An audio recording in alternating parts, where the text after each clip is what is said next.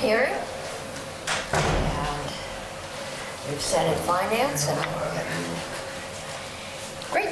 Yep, I'm Representative Kathleen James, Chair of the House Energy and Digital Infrastructure Committee. And you guys want to quickly introduce yourselves? Sure. Scott Campbell from St. John Perry, Vice Chair of the House Energy and Digital Infrastructure. Laura Stillian, 2. Greg Klebner, Chittenden 13, Burlington. Christopher Howland, Rutland 4. Richard Bailey, Lamoille 2. Michael Southworth, Caledonia 2. Chris Morrow, Wyndham, Windsor, Bennington. Dara Torrey, Washington 2. You want to start here, Tom? Sure, Tom Chittenden. I represent the southeast area of Chittenden County. Good afternoon. I'm Senator Ruth Hardy from the Addison District. Scott Beck, Caledonia District. Randy Brock, Franklin County and Northern Grand Isle. Chris Manos, Chittenden North. Martine Rockula, Chittenden Central. Okay. And we have one witness, right? Hunter Thompson? 2. Okay, come on up.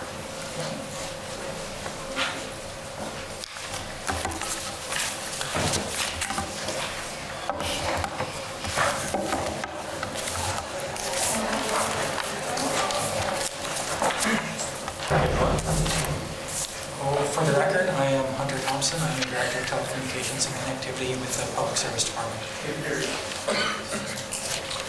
And I'm Alex Kelly. I'm Director of Broadband Consulting at a nonprofit consulting firm based in Hartford, Vermont. And Alex partnered with us to write the 10-year plan. So, I think we might get a couple of slides here. First, we're going to talk about the I don't think that's the first slide, is it? Yeah. Yeah, that's the first slide. I'm going to just talk through the context and the process, because I know people are interested in that, and then we'll get into a summary of the findings and recommendations, and then obviously open it up for discussion. So, as I'm sure you're all aware, the 10-year plan is done every 3 years in accordance with a process outlined in 30 VSA 202D.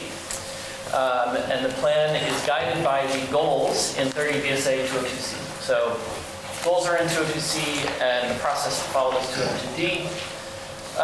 And the important context for this 2024 plan is that it's also happening at a moment of significant activity in the telecom sector driven by the federal government. So I think everyone's probably aware of the BEAD money, part of the Infrastructure Act, and attached to that funding was a requirement to go through an extensive planning process for broadband deployment, which the Public Service Department, the BCBD, was doing kind of simultaneously. So for this plan, we obviously followed 202C and 202D and addressed all the statutory requirements, but we also tried to make sure to put special focus on elements not addressed in the simultaneous BEAD planning that was going on, so as to not duplicate efforts and resources. So a range of qualitative and quantitative research underpinned the plan. A statistically significant survey of landline and cell phone, using a landline and cell phone sampling methodology of about 500 respondents. We did online surveys of businesses, healthcare professionals, public safety professionals. We did interviews with about 60 stakeholders as directed by the Public Service Department and statute. We performed a statewide mobile wireless engineering and coverage analysis, complete with cost estimates and a whole host of recommendations for how to make progress on mobile wireless. And we also did a robust kind of what's called an input-output analysis to look at the workforce in the state and whether it was sufficient to handle the construction in the broadband space and then the maintenance of that infrastructure afterwards. So we're going to get to the findings, but the other thing that I would say is a big component of this plan every time we do it, every time the Public Service Department does it, is a public participation process. And so this process is dictated in part by statute, and we just want to run through some of the things we did to solicit public input. We had 3 public hearings in March of 2024 with remote joining options to review the draft of the plan. We ran ads on WCAX, banner ads, to advertise those hearings, and there was a live stream. The hearings included sign language translation, closed captioning. Emails were sent to all interviewees and stakeholder groups to encourage them to review the draft plan. There was a dedicated email address set up at the Public Service Department for comment submission, and we received over 50 pages of feedback from the public on the plan from a wide variety of stakeholders. There was also collaborative publicity and distribution of hearings with the AMOs, and Hunter can speak more to that if you want more information. And what all this resulted in was a significant number of changes between the first draft and the final draft. And so we're very thankful for the robust public participation we got. Anything to add, Hunter? I'll just say that for the public participation sessions, as Alex mentioned, we did both in person and virtual here at 112 State Street. We did 3 of those in the month of March. After the changes to the plan based on that public participation, we went around the state to solicit input. We did a hearing in St. Albans, we did a hearing in Randolph, and we did a hearing in Springfield, which all included interpreters and remote options as well as in-person participation. The outreach we did with that and our work with VAN and the AMOs was that we sent all of these to the AMOs and they published it on, I believe, their file share site. We sent out our press releases so they knew that we were having these and they pushed it out to their user community. Can I ask a question? Any questions? Can you just remind me what AMO is? Oh, I apologize. Access Management Organization. They're the local cable access management. Can you give me an example of who is what? Orca Media. Okay, perfect. Thank you. Great. So let's take a look at some of the findings and then recommendations. If you wouldn't mind going to the next slide. So obviously the plan is quite robust. It includes, I think it's 360 pages or something. So this is merely a snapshot, but we tried to curate the most important things and relevant things to the folks in this room and the most notable findings and recommendations coming out of the plan. So, and I think the other thing to keep in mind is the plan was completed in June of last year, so I can try to speak to if there's been any changes to the landscape since then. But when you see me noting some of these findings, put yourself back in June of last year. And I interject, I apologize that we're all seeing this now. We should have done this prior to July 1st. We set up a meeting with JITALK prior to July 1st, and due to the scheduling confusion, we were unable to get another meeting in and unable to get a meeting over the summer. So that's why we're all here now, so that we can present this plan to you. Now that everybody's back in session, then we have an opportunity to get together again. So, households with access to 100 meg symmetrical doubled between 2021 and 2023. It's great progress, moving in the right direction, and Vermont is on track to pass all on-grid premises by 2029 with infrastructure sufficient to reach 100 megs. Obviously, there has been some disruption at the federal level, and some of the money that we anticipated being able to put to this goal back in June of last year may have some changes happening to it.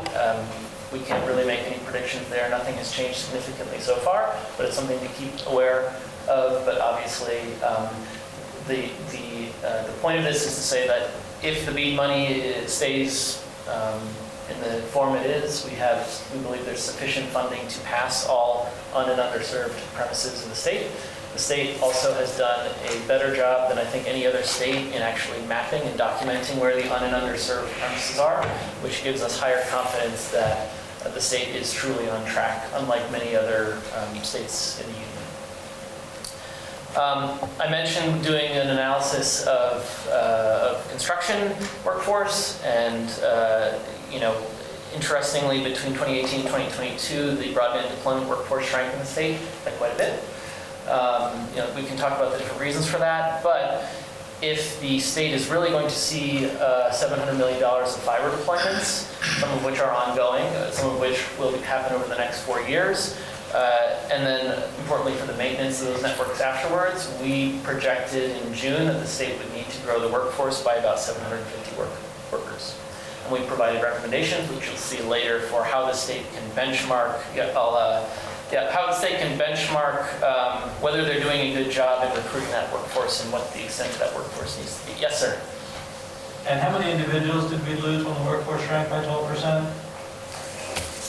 I will, I have the plan up on my computer. I can go look and try to find that. Roughly how big is the workforce now? Like 750 new people, is that doubling it or is that 10% growth? 10%, Thank you. I think. Better than, closer to 10% than doubling it, and I'll get you an answer. If I don't get back to it, I can send you an email. Thank you. That's a good question, yeah. We're asking as we go? Yes. Okay, great. 750 workers, can you give us a sense of what those jobs will be and if they are things, jobs that might be accommodated through like technical education or certification or whatnot? Yeah, exactly. So in the plan, we looked at the top 12 jobs that are involved in construction, of broadband construction. So there's 12 job categories using the federal BLS classification system.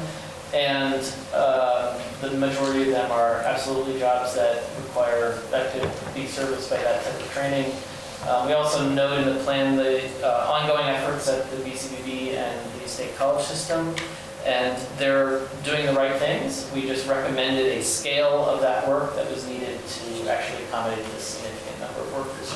And we also have to keep in mind that New England is a small area and crews are often regional, and so you might get told, if whoever you're working for, Eustis, they will take jobs all around New England, and so, there's going to be competition for these workers across the region as well.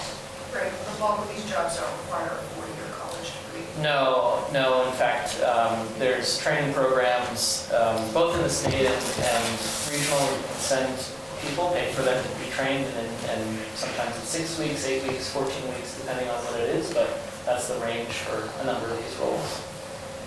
Yeah, good question. Okay. A couple other points just on the fiber broadband expansion.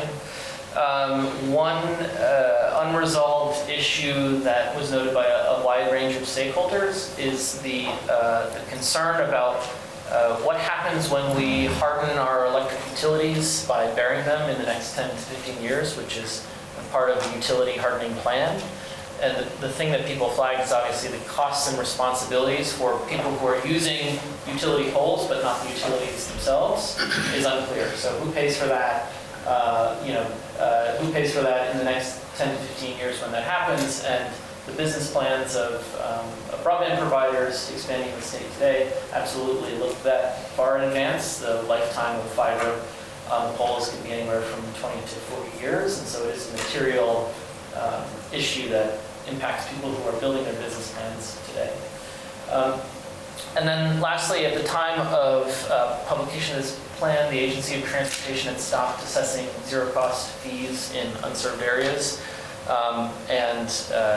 We can talk about this a little bit more, but that was, serving rural areas is difficult. There's a reason it hasn't been done before, and any little support that the state can provide in making sure we're building as efficiently as possible is useful, and so you'll see a recommendation based around that when we get to the recommendation section. Representative Campbell.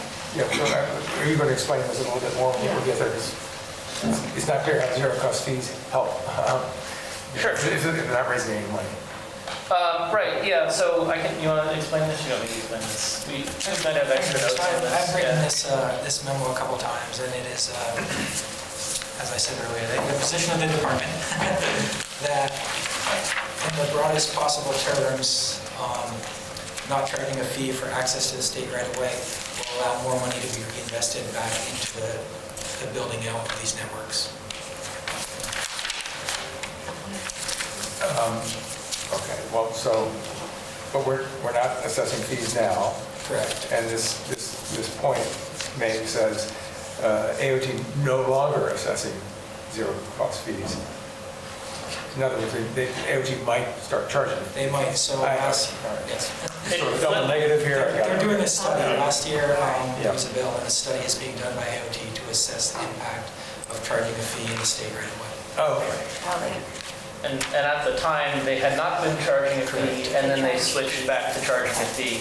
And so it's I guess it's an ongoing concern. All right. Yes. Thanks. Yes. Yeah. All right. Good. And remembers. Next slide, please. So we, as I mentioned before, we took a really deep look at mobile service across the state.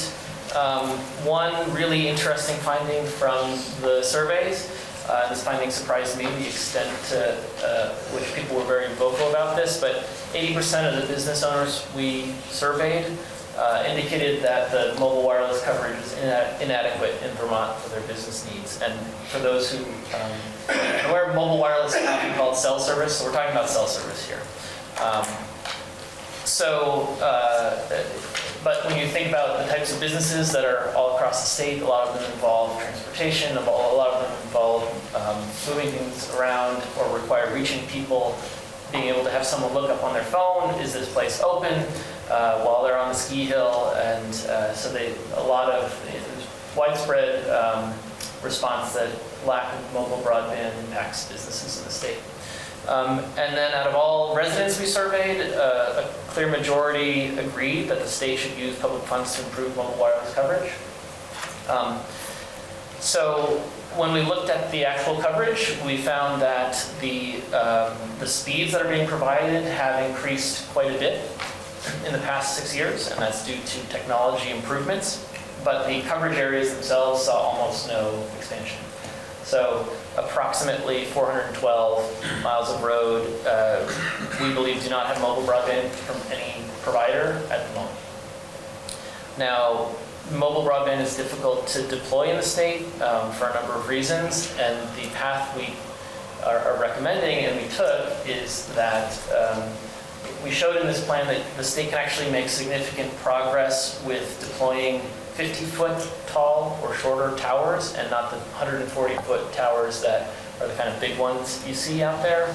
And those 50-foot facilities are not going to efficiently cover the entire state due to the topology, but the state can make good progress to closing the first 50% of the gaps with those shorter wireless facilities, and we have recommendations specifically around that. I saw a hand over here. Representative Bailey. Yeah. Yeah, backing up one slide, any idea how much revenue V-Train lost by giving up the fees, for the right-of-way fees? I don't remember a number in anything I came up with. I wouldn't guarantee the accuracy of, so I think VTAMs would have that number much better than I, but I do remember it coming up in testimony last session. Okay, thanks. Did you ever charge fees?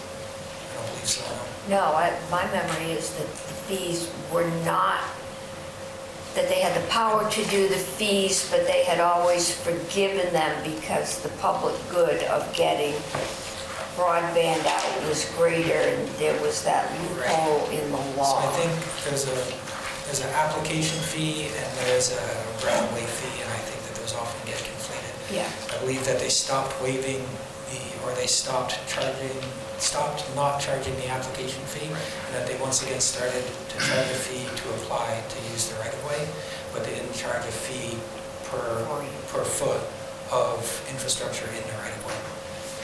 So those do get confusing because they're often conflated, but VTrans has a much better number than I would have for the revenue, and they're currently conducting a study on exactly how much revenue would be gleaned from charging the fee in the state right away. I believe that report is due next year.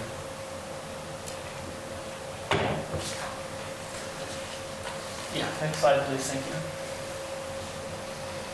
Unless anyone has any comments on the mobile side of things. Okay, yes, good. So here's more detail on the engineering analysis. So one of the benefits of the fiber push that's going on is that should, in theory, reduce the cost of mobile deployments. So we had a study that was overseen and led by a certified engineer, and using kind of up-to-date cost estimates. We compared covering the remaining gaps in the state with optimally placed 140-foot traditional macro towers, and compared to basically 50-foot facilities, which you can see around the state. Those are very much in use as well. And both of them were, the analysis was done to kind of optimally place them and place them most efficiently in the state. And the results was that closing the easiest 50% of mobile wireless coverage would actually be even more efficient with just using the smaller wireless facilities, and that's just because they are significantly cheaper to install.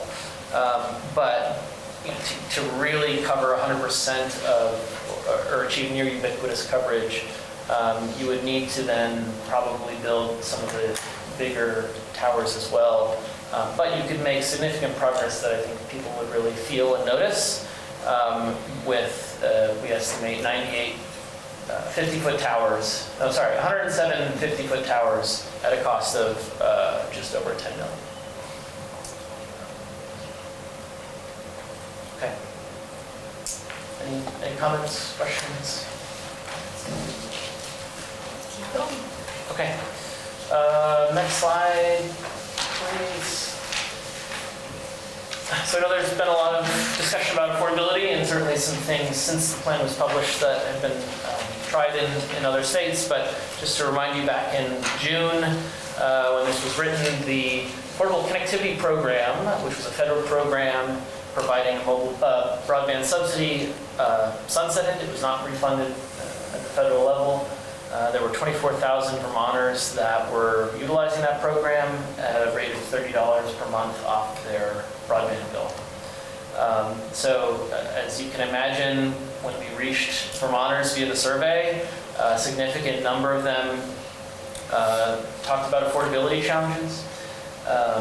And so we did include a specific recommendation for how, if and how the state could try to replace this service if the federal government didn't step up and do so, which has still been the case. One thing we noted is that in our outreach and stakeholder interviews, as well as surveys, it was almost unanimous that people said both fixed broadband, as in broadband at your house, and mobile broadband are both essential. They're both essential to living in the state, staying connected to services, doing business, and so forth. However, the federal program only covered one service, so when we scoped out what a program just in Vermont could look like, we looked at different things, right? Just replacing the federal program and covering one service, expanding it to cover multiple services, mobile and fixed. And we also looked at different income thresholds and what it would look like to offer it to 135% of the poverty line or 185% of the poverty line, I believe. And last thing I'll note on this is the healthcare workers that we spoke to in particular were very vocal and strongly noted that mobile coverage in particular is critical for some of the critical populations they serve. Unhoused Vermonters, for example, that is their point of connection to make sure they're getting to appointments and accessing services. Next slide, please. So we did some analysis of public safety issues in the state. Obviously the mobile broadband and the wireline broadband will help public safety in many ways, but we want to note a couple other things. While we were making this plan, the Public Safety Communications Task Force was established and was a dedicated effort to understand what it would look like to consolidate public safety answering points in the state. So in trying to be useful to that conversation, which was at the forefront last year, we included a significant analysis of some of the pros and cons, basically, of taking that approach. And there's a couple of pages in the plan devoted to that. We also wanted to note that, questions, yeah. Yeah, I think the way you're characterizing that task force is not quite accurate, so I'm wondering if you had a good understanding of what that task force's work is supposed to be. I'm going to tag Hunter in. Yeah, we met with public safety and when we interviewed them, and this is, we're kind of reporting back on the information we got at the time. You met with Commissioner Morrison and her team? Mm-hmm. Okay. I was on, that came out of the committee that I chaired, and so that's not how I would describe that task force at all. Oh, interesting. Okay. So that's an interesting angle, if that's what you were understanding their work to be. I think I don't think we understand that to be their whole charge, but that was one piece that we looked at in the plan. Okay. As a piece of that consolidation. Okay. I know there's other things that they're doing. Yeah, maybe I'll look at this intersects that. specific part of your plan because, and their work is continuing. I think it's important for you all to coordinate, but I hope that's not all you're getting out of their work and that's just, and that's not even how I would describe it at all, so. We continue to coordinate. I was on a meeting with them probably 3 weeks ago. Okay, good. Talked about cellular mapping. Okay, thanks. And we have a blockage on the screen. Oh.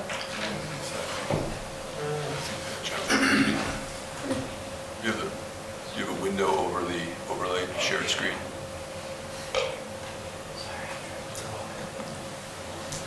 There it goes. Okay, now we can read. Okay, let's continue and we can There's a question talk here. offline on that one. Raphael? The the page before, you said you ran 2 scenarios regarding the cost of a low-income program. Do you have the numbers for that? Yeah, they're in the plan. Off the top of my head, I think the full scenario was $20-something million a year. So it's not inexpensive, and that's basically replacing the subsidy at the current levels of eligibility, as well as allowing for a subsidy to be applied to mobile service as well.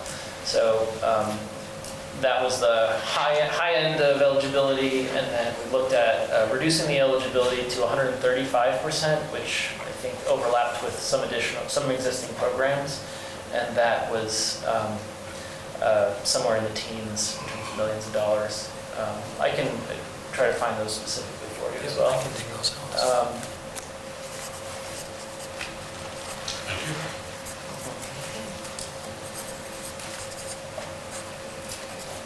So another just finding that people tend to want to know about is the advancement of FirstNet. So according to the people we interviewed, there's over 50 FirstNet sites that have been deployed in the state. Of course, not all of those are new towers. In fact, most of them are tower upgrades and not new towers. So that certainly is progress on FirstNet deployment. That being said, when we interviewed public safety first responders, only 5% of respondents reported never losing mobile service on the job. So,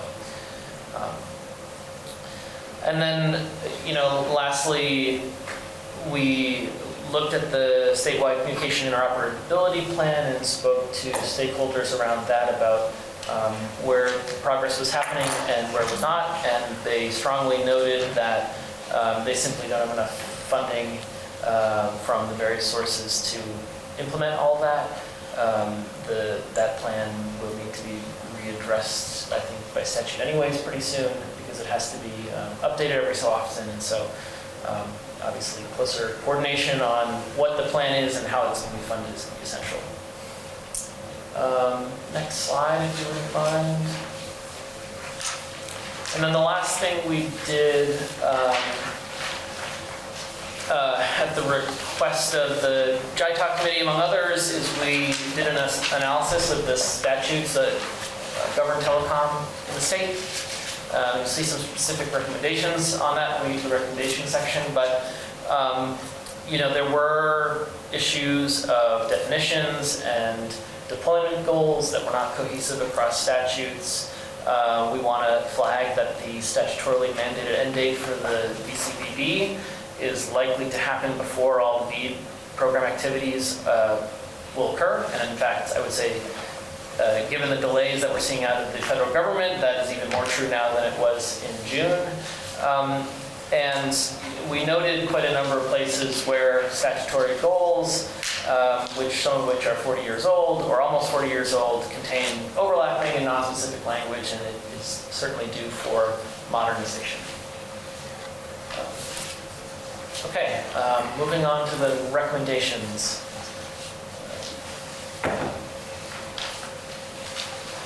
Okay, so these should sound familiar and kind of flow from the findings that we've discussed, but please jump in if you have any questions. Next slide, please. Yep. So we understand that AOT is doing an analysis of their fees or the fee waivers.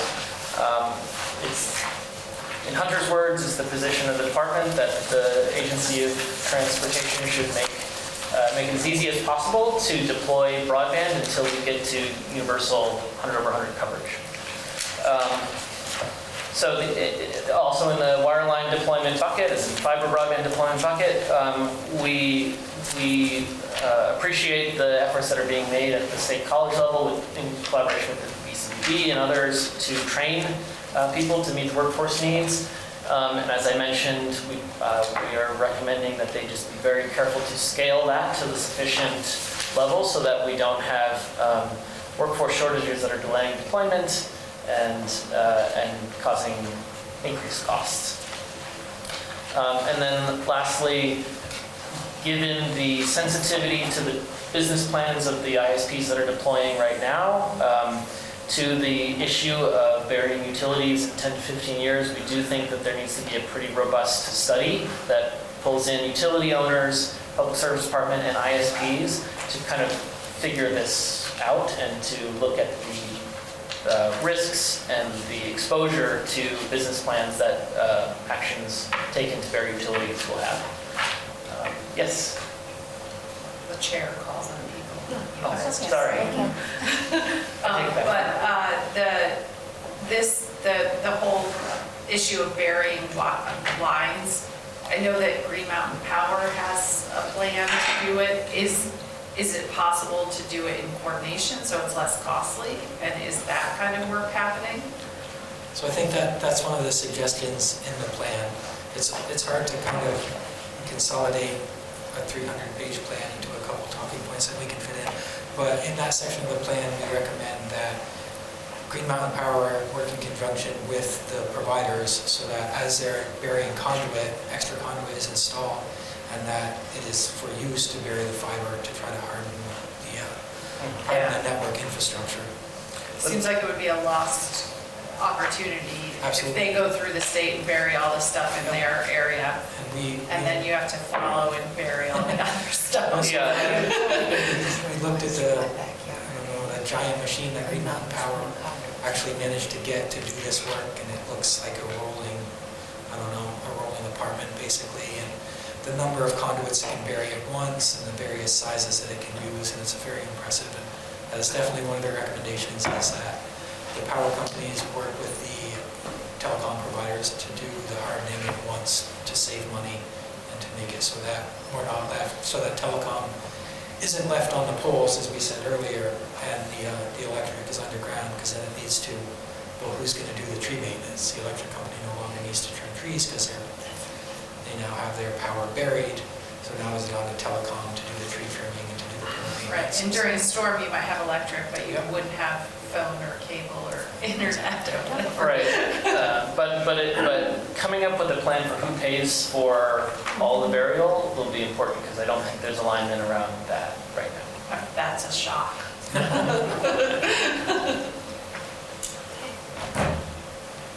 Okay, let's, we are at risk of running out of time, so I would say let's keep going, and I'll try to be more efficient. So we think that, if the state wants to make meaningful progress on expanding cell service, mobile wireless, we do think that the small wireless facilities route is going to have to be used, just because it will be a little bit easier at least to get through siting processes and everything that goes along with that.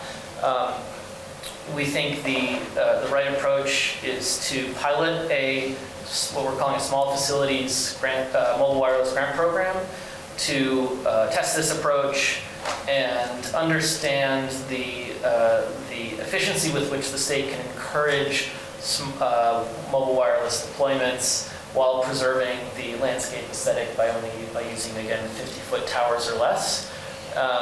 And so we think that's a good amount of resources to put to this to gain some meaningful experience in running a grant program like this, to make some meaningful progress, and then iterating it to get the rest of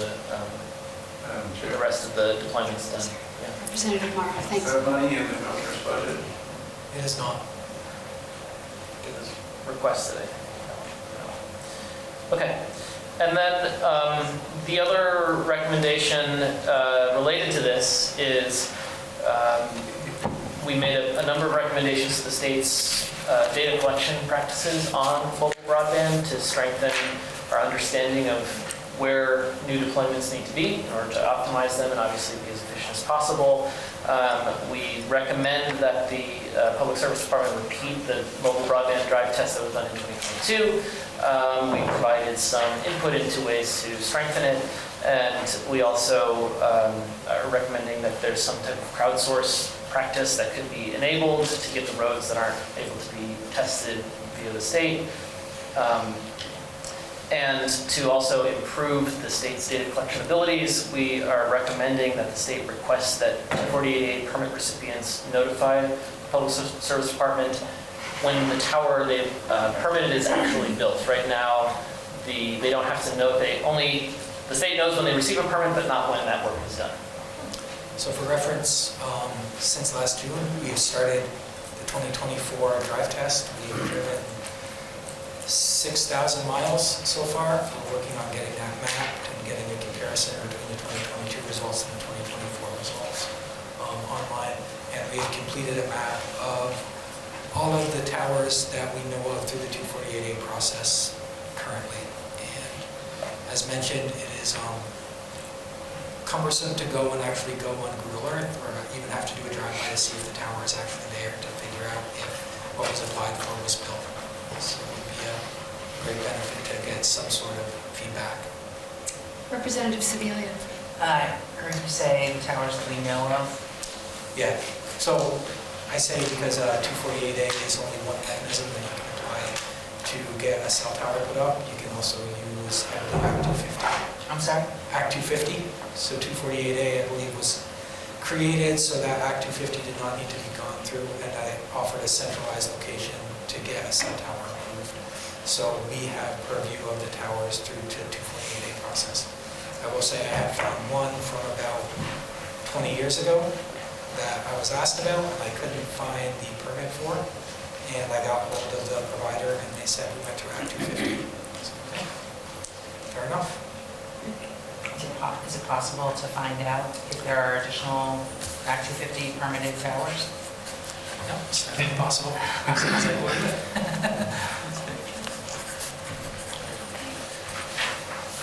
Next slide, please. So,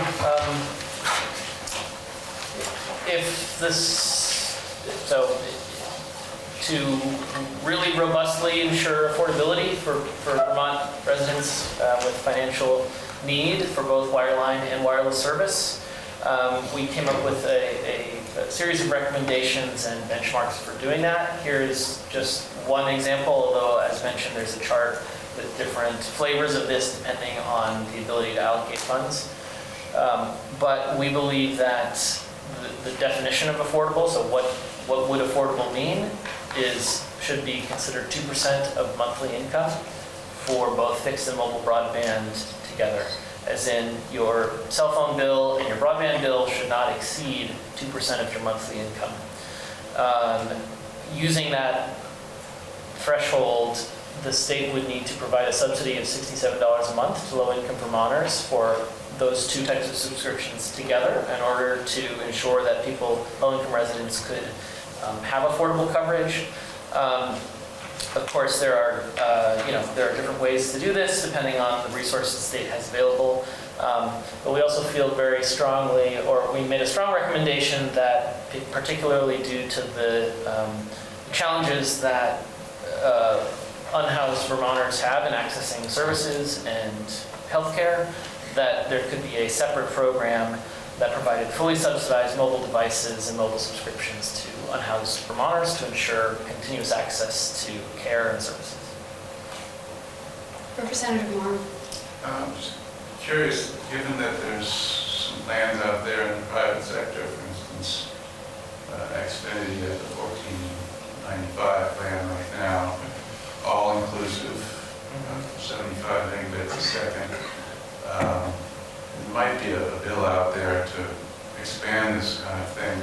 Why don't we rely on our private sector partners to offer low-cost options instead of costing the taxpayers $20 million plus staff time to administer this program?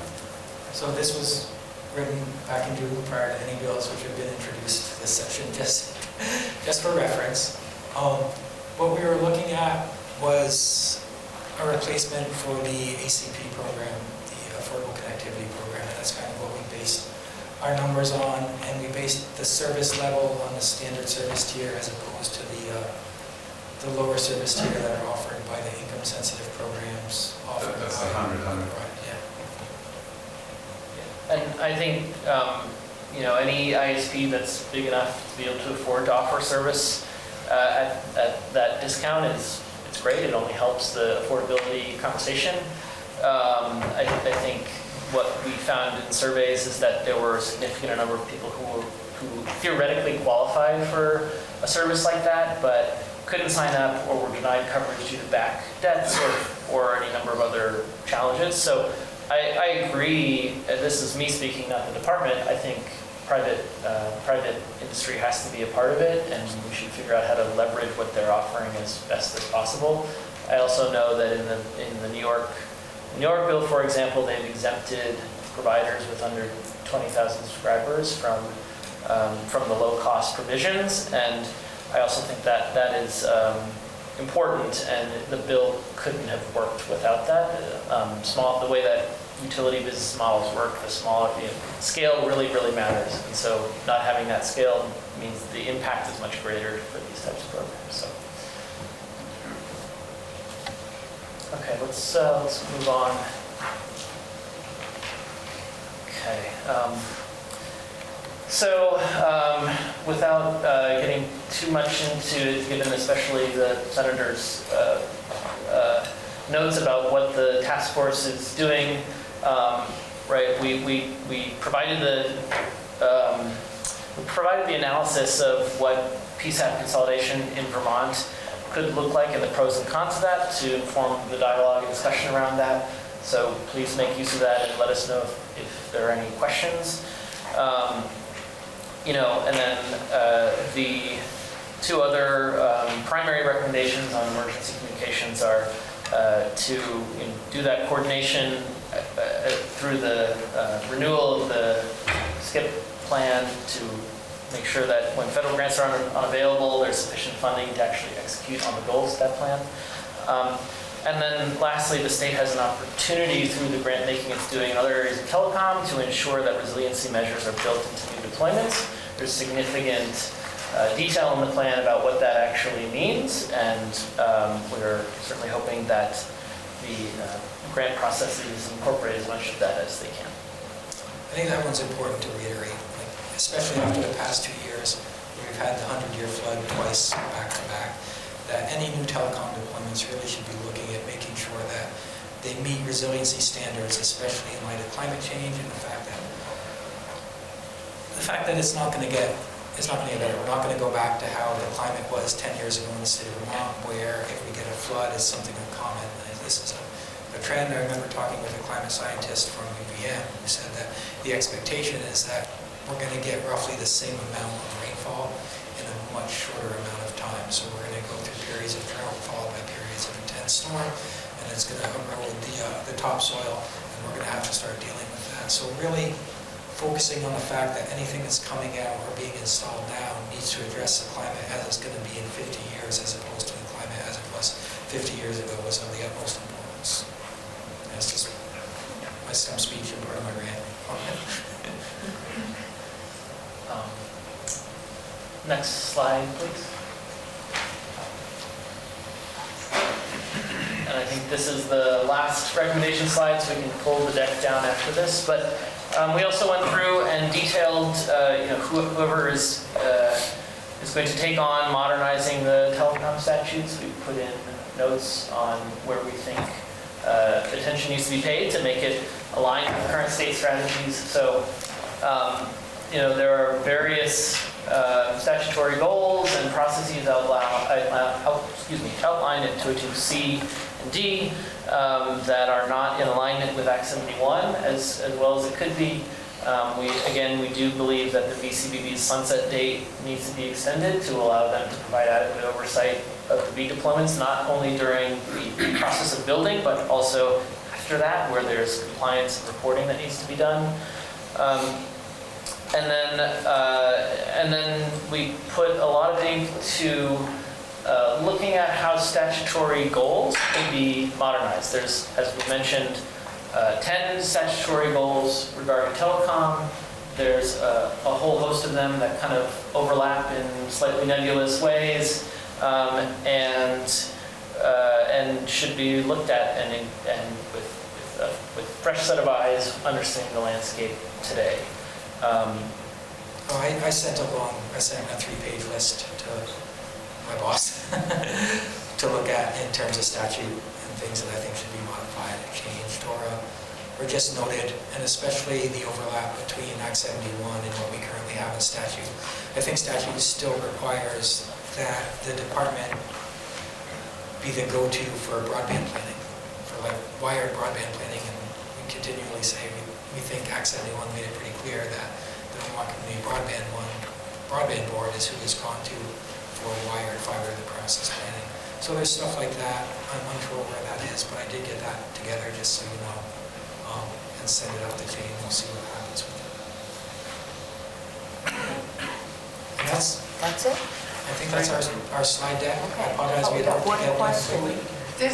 Did you provide us with the full report? I'm sure it's on your website somewhere, but it's not on our website, so. It's on our website. I will absolutely send a link or provide it. It's If you send it to Charlotte, PDF we'll document. I'll make sure that both get it and they can pass it around.